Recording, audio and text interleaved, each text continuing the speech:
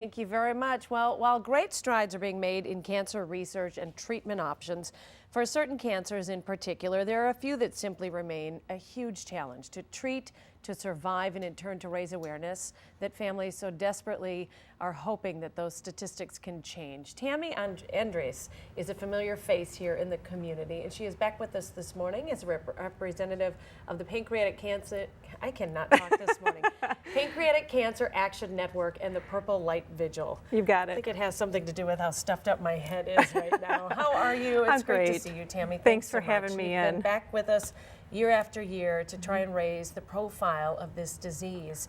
Right. Where are we at with pancreatic cancer? You know, we're making strides. It's slow. It's not as fast as we would like, but things are happening. One of the biggest things that just happened for us is that the House of Representatives passed the bill that we've had before Congress for the last 5 years. So that's huge. And hopefully when it goes before the Senate, hopefully sometime after the election, that it'll pass there, and then we will get that into place and working. Again, big strides being made Yes. overall across the board in cancer research, but we're still seeing some pretty grim statistics, and you hate to bring that up because there are a lot of families out there right now really fighting hard and That's have true. a lot of hope. There are improved treatments, but we're still a long ways away, aren't we? We are. The 5-year survival rate is just 6%, and that hasn't changed in over 40 years. So that's one of the things that this bill that we've had before Congress is trying to enact.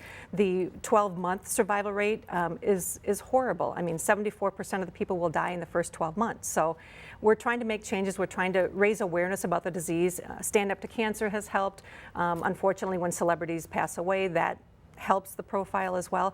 And Purple Light, having Purple Light in our community this year is going to help raise awareness. It's only the second year we've had it, but anything that we can do to raise awareness helps the disease. Absolutely. And I know I said at the Capitol and the bump, it's at the corner of Capitol and State Street that you're having an event this Sunday. It's 7 p.m., but it's actually the Overture Center that is lighting up in purple. Talk about what your hope is when people see that change in color of the dome. That's right. The biggest thing, I think, is that it provides hope. And that's one of the things that pancreatic cancer has not had a lot of because the survival rate is so dismal. It's a national event across the country. There's going to be 60 different events happening on the same night.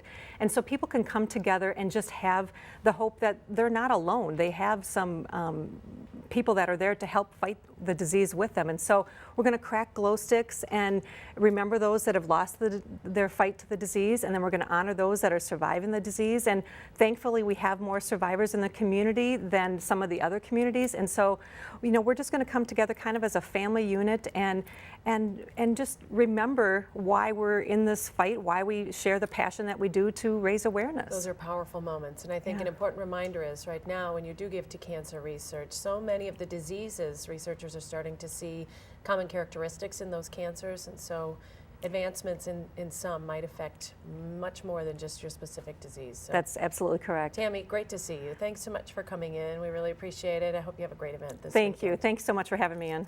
You're welcome. Still ahead.